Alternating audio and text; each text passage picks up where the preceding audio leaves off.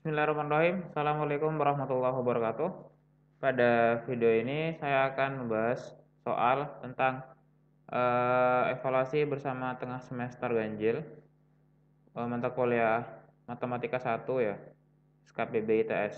Ini tahun 2019 kemarin. Oke, langsung saja di sini ada 5 soal. Di mana 5 soal ini akan terbagi berdasarkan 5 bab ya.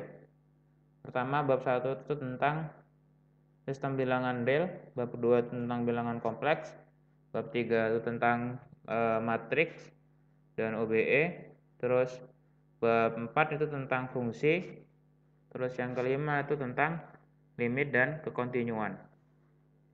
Oke, langsung saja kita bahas. Nomor 1, di sini dapatkan penyelesaian dari sistem persamaan linear berikut dengan metode eliminasi Gauss. Oke. Nah, ini persamaannya adalah ini ya. 3x plus 7y min 4z sama dengan 0, 2x plus 5y min 3z sama dengan 1, terus min 5x plus 2y plus 4z sama dengan 8. Nah, langkah pertama kita coba susun SPL ini menjadi persamaan matrik ya. Ini kita ubah dalam bentuk AX sama dengan B, di mana A ini adalah matrik koefisien dari SPL tadi, X ini adalah matrik kolom variabelnya, terus dan B itu adalah matrik kolom hasil. Berarti persamaan matriknya adalah 3, 2, min 5, terus 7, 5, 2, terus min 4, min 3, 4, dikali dengan matrik variabelnya X, Y, Z sama dengan 0, 1, 8. Oke, selanjutnya kita coba mengkonstruksi matrik augmented.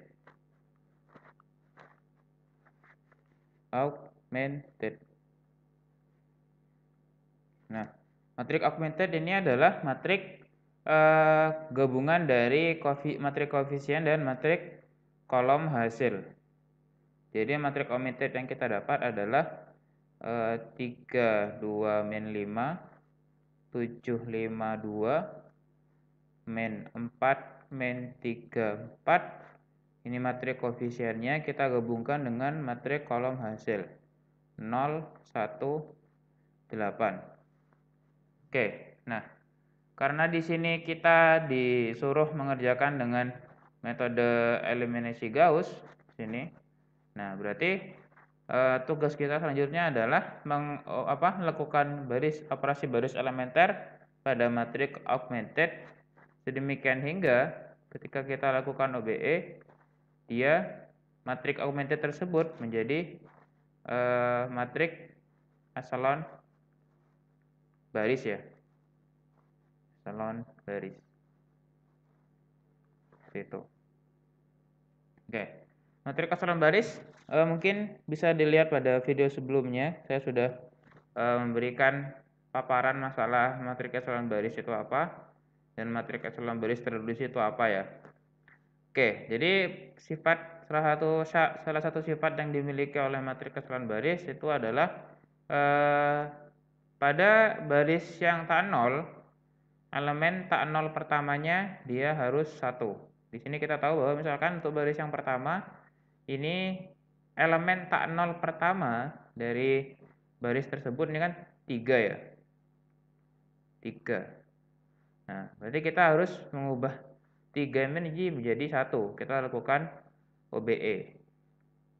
Oke, kita coba lakukan OBE. Di sini OBE-nya katakanlah B1 dikurangi B2. Nah, berarti kita dapatkan di sini 1, 2, min 1 ya. Ya kan? 3 kurangi 1, 2, 7 kurangi 5, 3 kurangi 1, 1, 7 kurangi 5 itu 2, min 4 dikurangi min 3 itu min 1, 0 dikurangi 1 min 1 ya. Oke. Berarti ini 5 tetap 5 3 5 2 5 min 3 1. Ini min 5 2 4 8 ya. Seperti itu. Nah, terus sifat selanjutnya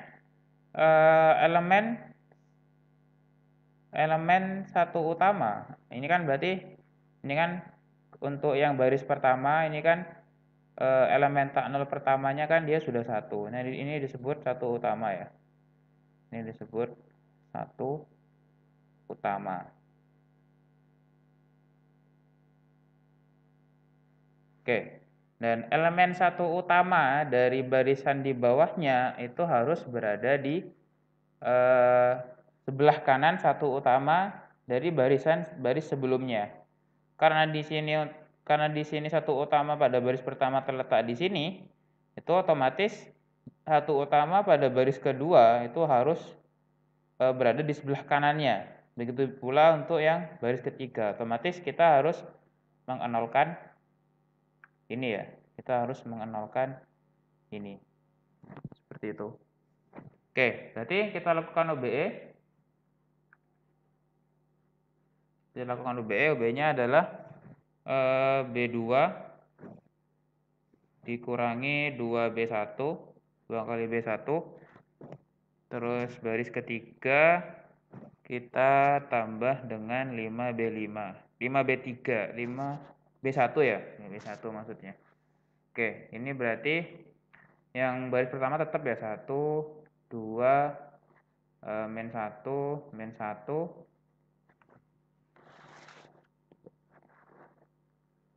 1,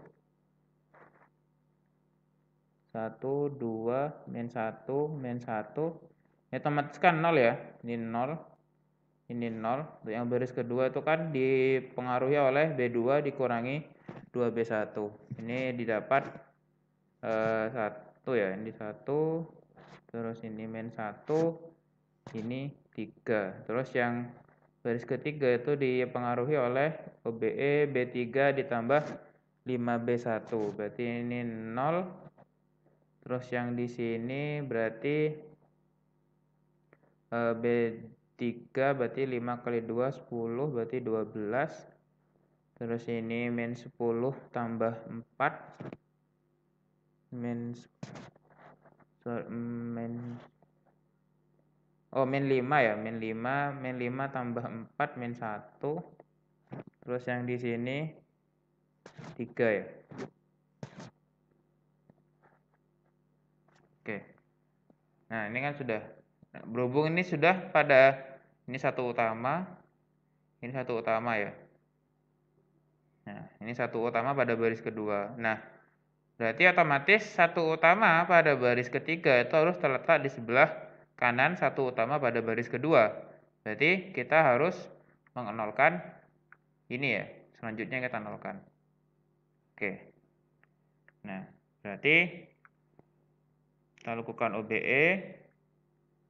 OBE-nya adalah berarti ini B3 dikurangi 12B2. Kita dapatkan baris pertama tetap ya. 1, 2, min 1, min 1, ini 0, 1, min 1, 3, ini 0, ini 0, terus yang ini 11, ini min 33 ya, min 3, 3. Oke.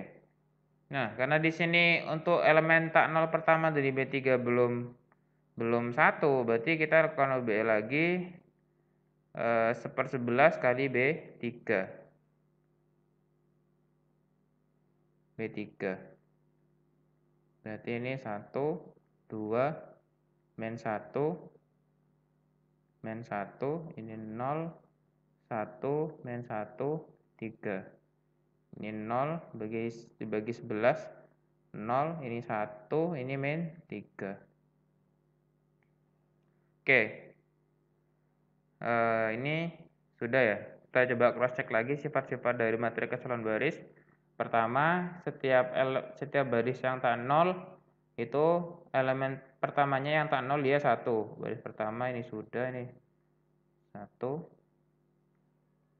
Terus sifat yang kedua itu adalah jika ada baris yang semuanya 0, dia terletak paling bawah. Ini berhubung dia tidak ada baris yang semuanya 0, jadi tidak ada masalah.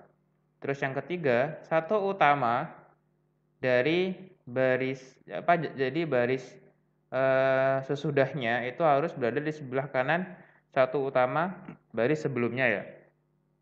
Oke, ini sudah memenuhi sifat-sifat dari matriks eselon baris. Oke, jadi langsung saja.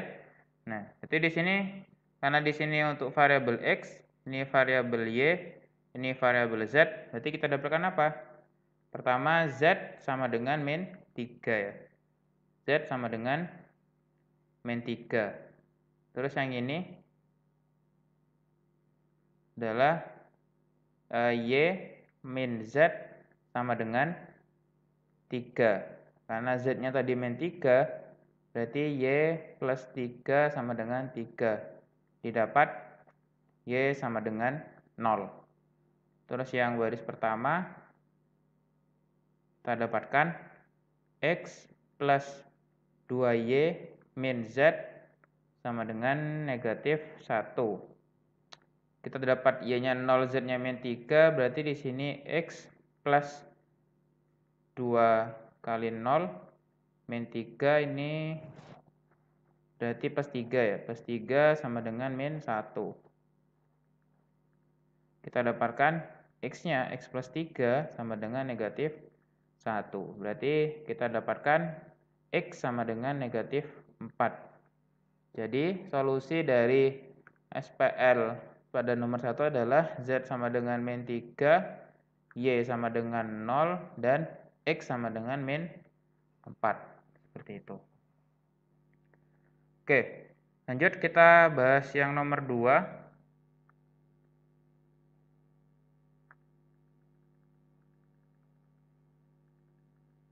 Oke, nomor 2 itu dapatkan penyelesaian dari ini ya, nomor 2. Dapatkan penyelesaian dari pertidaksamaan min 5 kurang dari akar 2, kurang dari nilai mutlak ya. Kurang dari nilai mutlak 2x min 5 kurang dari sama dengan 0.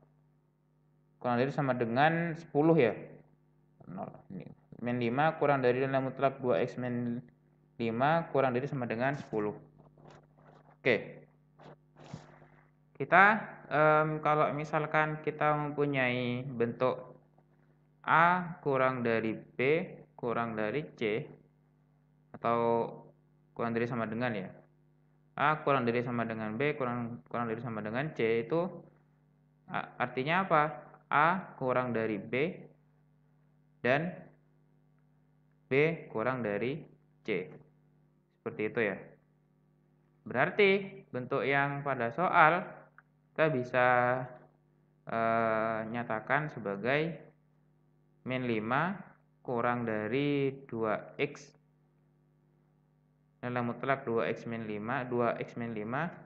dan nilai mutlak 2x min 5 itu kurang dari sama dengan 10. Seperti itu.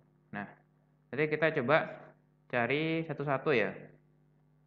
Jadi misalkan untuk nilai mutlak 2x min 5 itu kurang dari lebih dari min 5. Nah, kita coba perhatikan bentuk ini. Kita tahu bahwa nilai dari suatu harga mutlak itu pasti dia non negatif.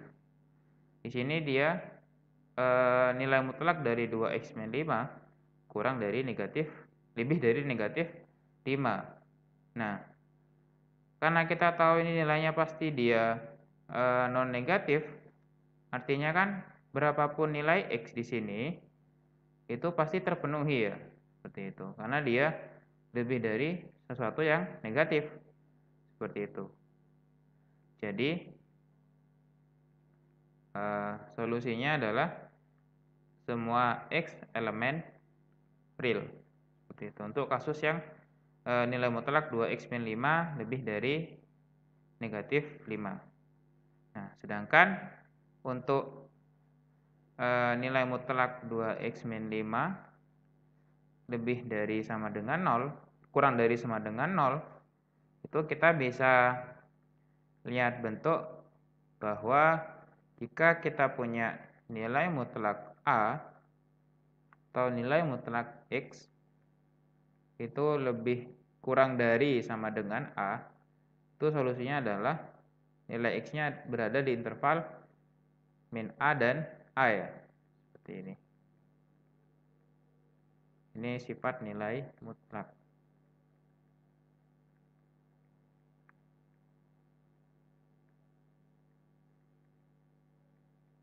Mungkin bisa dilihat pada video sebelumnya ya, saya sudah membahas bentuk ini. Oke, jadi untuk kasus nilai mutlak 2x-5 kurang dari sama dengan 10, berarti penyelesaian dari pertidaksamaan ini adalah min 10 kurang dari atau sama dengan 2x-5 kurang dari, mutlaknya sudah hilang ya. Oke, berarti ini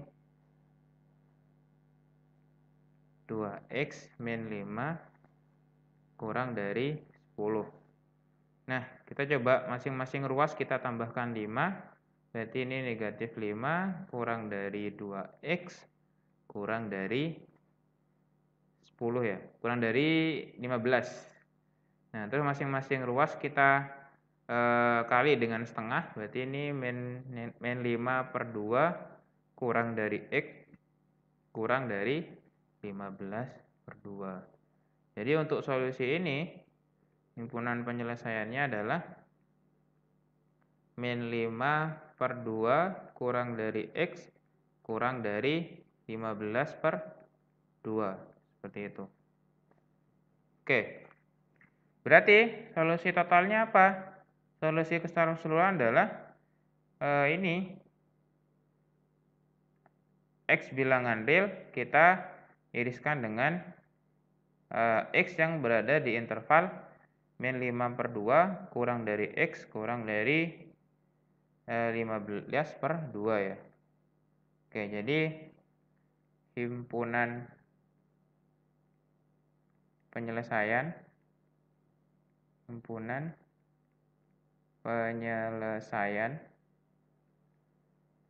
keseluruhan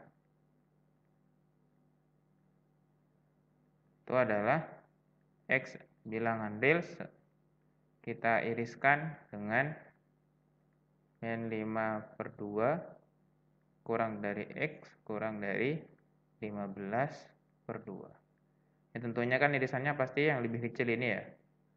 Ini min 5 per 2 kurang dari X kurang dari 15 per 2. Atau kalau misalkan kita tuliskan dalam bentuk interval, berarti seperti ini ya. 15 per 2. Seperti itu. Oke, itu untuk soal yang nomor 2. Oke, selanjutnya untuk soal yang nomor 3.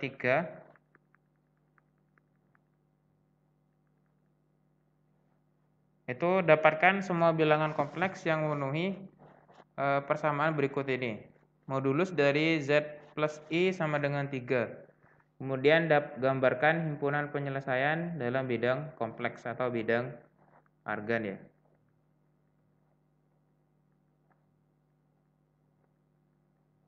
Oke, nomor 3. Nah, kita punya persamaan kompleks itu modulus Z plus I sama dengan 3. Nah, gimana cara menyelesaikan persamaan ini? Kita misalkan saja di sini Z sama dengan X plus IY ya. Berarti persamaan ini jadi apa? Modulus dari X plus IY plus I sama dengan 3. Oke, berarti kita coba kelompokkan ya. Ini jadi nilai mutlak X plus Y plus 1 I sama dengan 3. Nah, kita sudah mengenal tentang modulus ya sebelumnya, bahwa jika kita mempunyai bilangan kompleks ya, maksud saya bilangan kompleks Z sama dengan A plus IB, modulus dari Z itu adalah akar A kuadrat plus B kuadrat. Itu ya. Ini modulus. Berarti apa? Jadi persamaan ini kita bisa tuliskan menjadi akar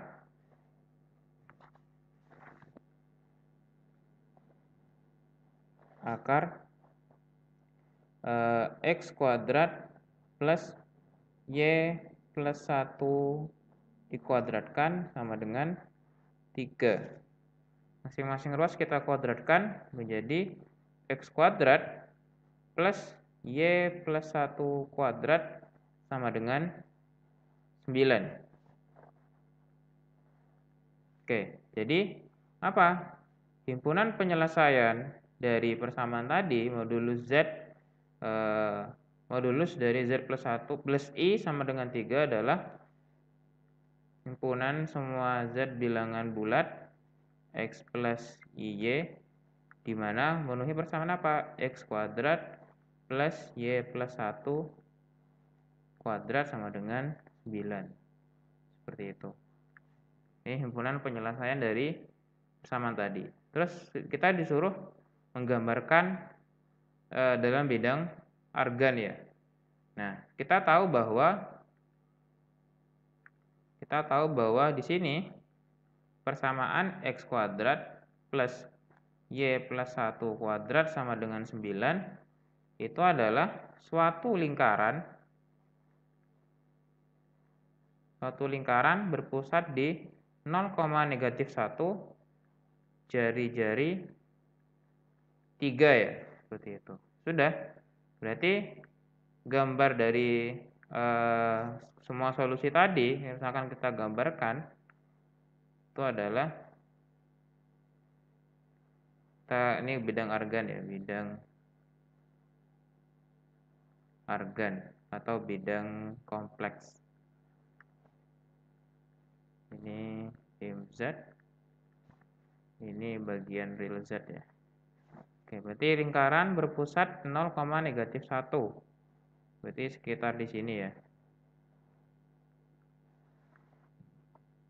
Begitu min 1. Jari-jarinya dia 3, berarti 1, 0, 1, 2. Ini 2, ini min 1, min 2, min 3, min 4.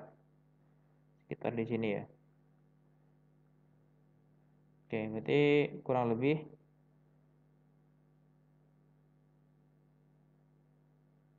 seperti ini ya lingkarannya ya. Nah, ini pusatnya di min 1, 0. Sini jari-jarinya dia 3. Berarti apa? Berarti letak dari solusinya tadi itu terletak pada lingkaran di sini.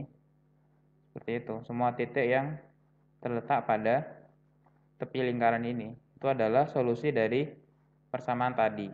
Persamaan modulus Z plus I sama dengan 3 itu terletak di sini ya. Seperti itu. Oke. Itu untuk yang nomor 3. Oke, selanjutnya yang nomor 4 itu kita disuruh ini ya.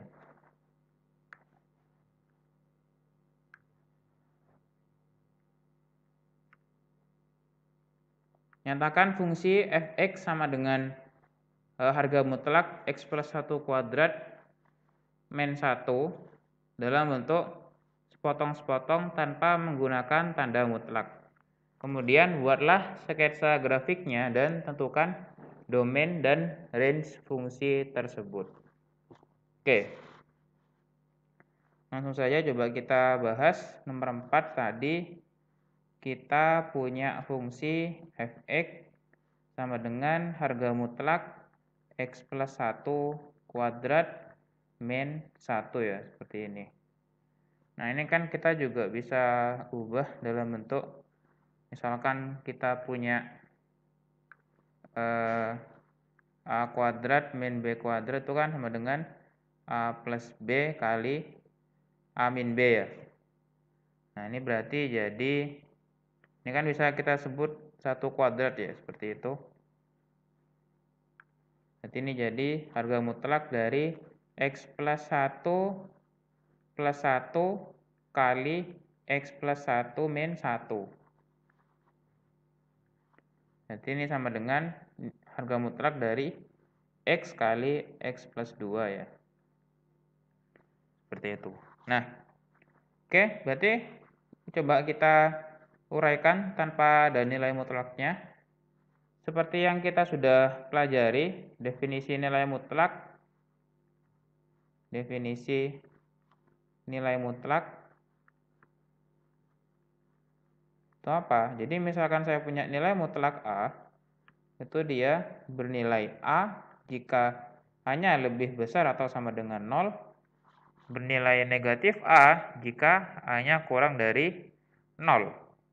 Jadi dengan menggunakan definisi tersebut, kita peroleh harga mutlak dari X kali X plus 2 itu sama dengan X kali X plus 2 untuk X kali X plus 2 lebih dari sama dengan 0 dan bernilai min X kali X plus 2 untuk nilai X kali X plus 2 itu kurang dari 0.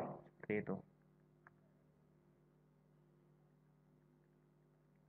Oke, coba kita perhatikan.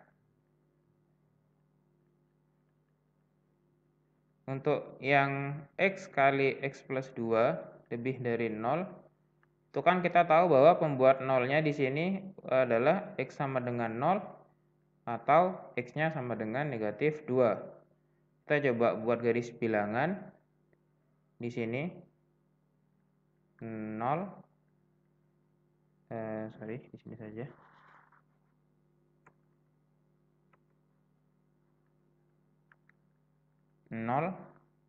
Di sini negatif 2. Kita coba gunakan uji tanda ya. Misalkan yang di sini kita masukkan 1, berarti dia nilainya plus. Terus di sini kita masukkan negatif 1, ini nilainya min. Terus yang untuk yang sebelah sini kita masukkan min 3, katakanlah dia nilainya plus. Berarti untuk penyelesaian X kali X plus 2 lebih dari sama dengan 0 itu diperoleh nilai X-nya berada yang ini ya. Kita arsir ya. Berarti X kurang dari negatif 2 atau X lebih dari sama dengan 0.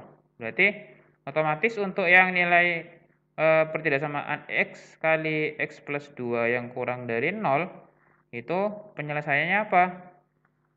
Min 2 kurang dari X kurang dari 0 ya. Seperti itu. Oke, jadi secara lengkapnya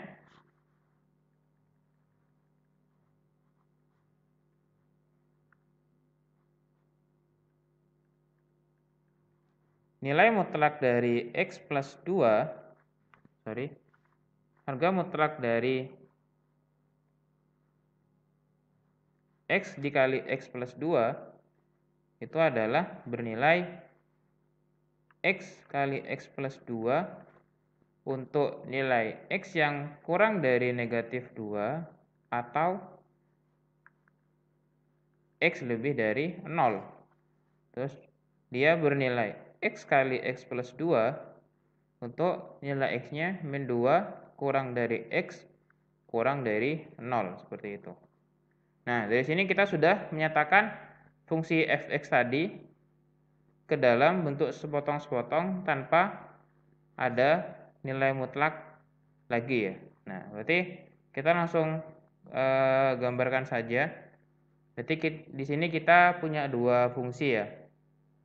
Fungsi yang pertama itu adalah katakanlah y1, yaitu x kali x plus 2, di mana nilai x-nya itu kurang dari min 2 atau lebih dari atau sama dengan 0 ya. Terus yang fungsi selanjutnya itu katakanlah y2, yaitu min x kali x plus 2 untuk nilai x-nya min 2 kurang dari x kurang dari 0. Nah, oke, kita lanjut gambar saja ya. Berarti gambarnya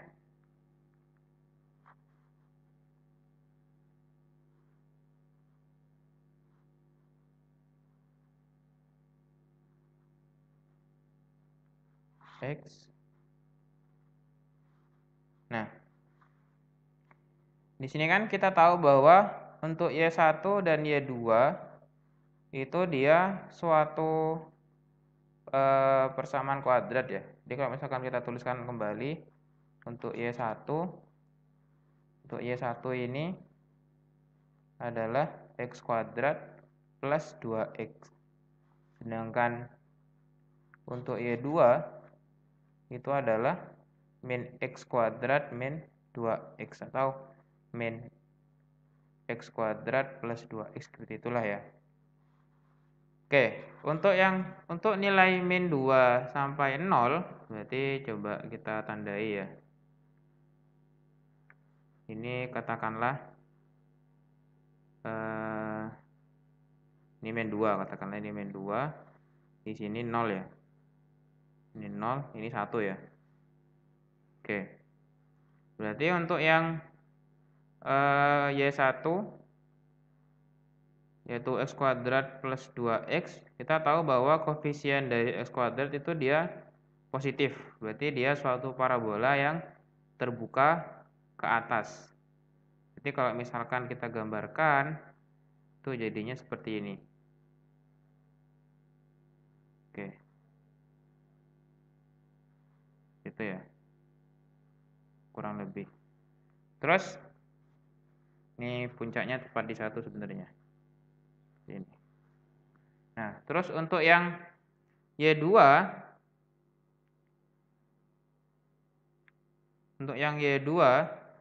itu suatu parabola terbuka ke bawah. Sebab apa? Dia koefisien x kuadratnya dia negatif. Itu nanti gambarnya seperti ini. Seperti ini ya. Nah, kita tahu bahwa untuk yang Y1 itu range-nya apa? Mohon maaf, domainnya itu di antara, untuk X-nya adalah kurang dari negatif 2 atau lebih dari sama dengan 0. Berarti kita hapus bagian ini ya. Jadi untuk yang berwarna biru ini, untuk yang negatif 2 sampai 0 kita hapus. Ini kita hapus. Seperti itu.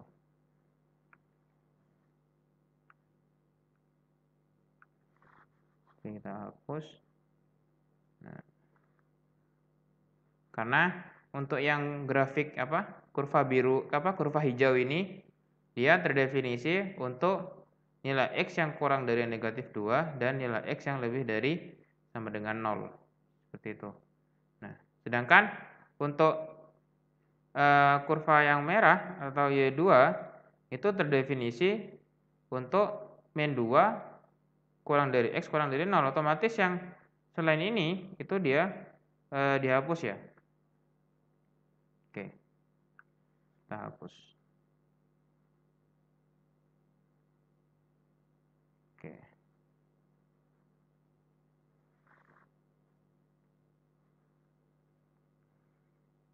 Kita hapus. Nah.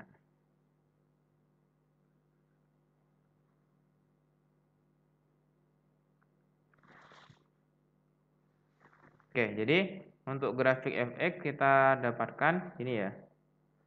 Ini seperti ini. Oke. Kurang lebih seperti itu. Nah, mungkin bisa dicek di GeoGebra atau Wolfram ya. Oke. Jadi pertama kita sudah mendapatkan bentuk fx merupakan suatu fungsi yang sepotong-sepotong ini tanpa ada nilai mutlaknya juga ya. Berarti ini adalah bentuk fungsi fx. Nah, terus domainnya apa ini? Ini domainnya. Terus untuk range-nya kita coba perhatikan gambar di sini. Untuk range-nya kan sebenarnya ini masih bisa dilanjutkan ya. Ini dan seterusnya. Berarti kita dapatkan range dari f itu adalah min tak hingga sampai plus tak hingga. Itu min tak hingga sampai plus tak hingga atau semua bilangan real seperti itu. Oke. Itu pembahasan dari soal nomor 4. Selanjutnya soal yang nomor 3 itu adalah nilai kita disuruh menentukan limit ya. Jadi diberikan suatu fungsi gx, fungsi sepotong-sepotong, untuk yang x kurang dari 0 dia memberikan fungsi x per x min 1 kuadrat. Terus untuk yang nilai x yang lebih dari atau sama dengan 0 dia bernilai akar 9x kuadrat min 16 per 3 min 2x. Terus dapatkan nilai limit ini fungsinya ya.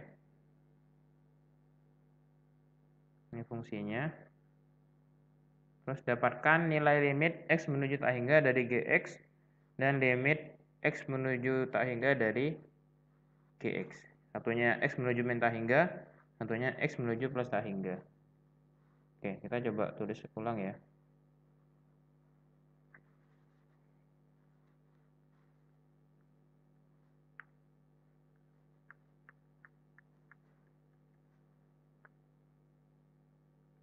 Oke, untuk nomor 5 kita dapatkan gx-nya itu bernilai x per x min 1 kuadrat. Untuk x-nya kurang dari 0, terus dia bernilai akar dari 9x kuadrat min 16 per 3 min 2x untuk nilai x-nya lebih dari atau sama dengan 0. Gitu. Oke. Terus disuruh mendapatkan pertama limit x menuju minus tak hingga dari gx. Minus tak hingga